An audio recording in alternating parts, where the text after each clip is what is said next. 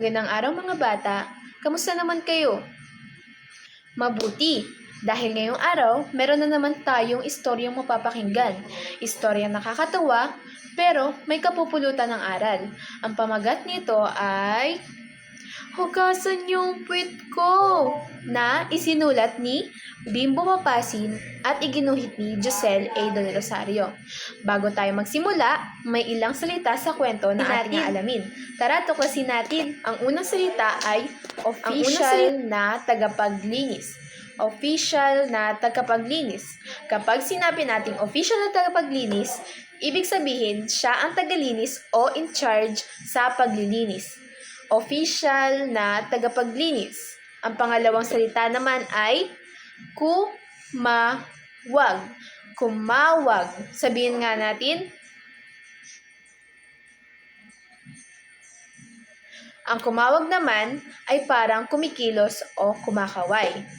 At ang pangatlong salita naman ay mamilipit. Mamilipit. Sabihin nyo nga. Ang mamilipit naman ay umiikot ang katawan kapag nai-stress o naiiyak. Ayan. Ngayon na alam na natin ang mga salita, tanong ko lang, sino dito ang marunong nang gumamit ng CR? Itaas nga natin ang ating mga kamay. Ayan. At sino naman dito ang nagpapahugas kay nanay o kay tatay pagkatapos mag-CR? At sino naman dito ang marunong na maghugas ng kanyang sarili? Taas nga natin ang ating mga kamay. Ayan. Dahil sa kwento natin, may isang batang matututong maghugas ng kanyang sarili. Gusto nyo bang malaman kung paano niya nagawa yon? Sige, sabay-sabay na nating alamin. Yung maririnig nyo ako magsabi ng, hugasan niyo ang puwit ko. Sabay tayong sisigaw Handang-handa na? Okay, kapag narinig nyo ulit si Choy, ano yung sisigaw?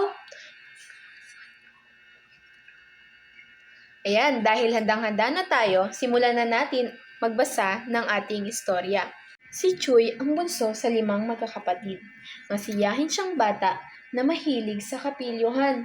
Paborito niya makipaglaro sa mga kapatid niyang sina Ate Yomi, si Kuya Gab, si Ate Nala, at si Kuya Caleb.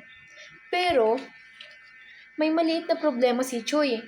Hindi pa niya kayang abutin ang sarili niyang puwit para hugasan pagkatapos gumamit ng banyo. Sadyang maliit pa siya para sa edad na 4 na taong gulang. Hugasan niyo ako! Tawag ni Choy.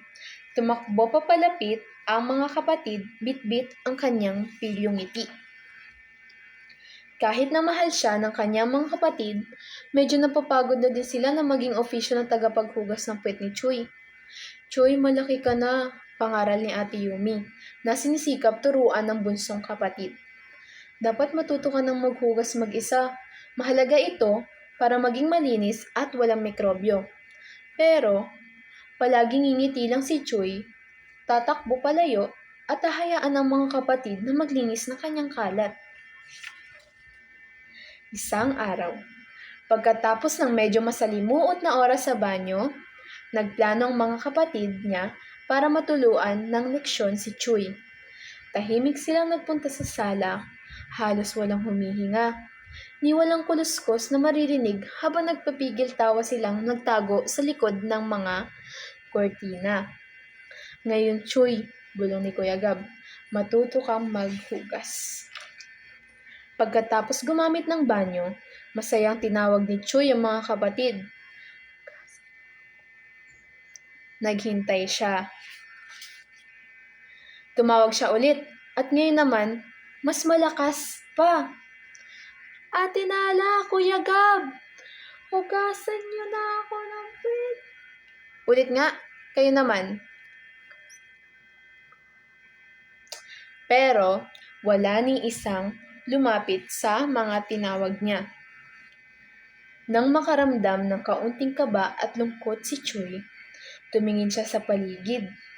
Nakita niyang may mga aninong gumagalaw sa likod ng mga kortina. Ano kaya ito? Pero Alam niyang nagtatago ang kanyang mga kapatid sa likod nito. Kaya naman, siya na ang gumawa. Sabi niya, "Okay, kaya ko to," bulong ni Choi sa sarili. Huminga siya ng malalim at humanda. Kumuha siya ng tubig. Medyo hirap, pero porsigido niyang inabot ang likod para maghugas ng puwit. Kinailangan niyang kumawag at mamilipit para maabot ang lahat. Naalala niya ang sinabi ni Ate Yumi, nakatutulong ang sabon para mas mabango at malinis. Kaya naman, kumuha siya ng sabon at nagkuskos at naghugas pa. Sa wakas, natapos na rin siya. Malinis na ang kanyang puwit, pakiramdam niya ay isa siyang superhero. Bulaga, niyakap siya ng mga kapatid na sabay-sabay lumabas mula sa likod ng kortina. Mangha-mangha sa nagawa ng kanilang bunso. "Choy, nagawa mo!" Masayang sabi ni Ate Yumi. "Ang laki mo na!" Ngumiti si Choy, puno ng kasiyahan at pagmamalaki. Alam na niya ang kayang gawin ng isang malaki at matapang na bata. Mula noon, palagi nang naglilinis mag-isa si Choy tuwing lalabas siya ng banyo. Malaki na siya, kaya na niyang mag-isang maghugas ng puwit. At doon nagtatapos ang ating kwento. Ayan mga bata, dahil tapos na ang ating kwento, may natutunan naman ba tayo kay Choy? Meron.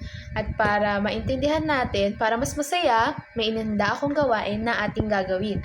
Ang unang gawain natin ay sino ako. At ang pangalawang gawain naman ay hanapin sina ate at kuya. At ang pangatlong gawain naman ay hygiene kit ni Choy. At panghuling gawain ay kung ako si Choy, ang mensahe ng pasasalamat. And that's all po.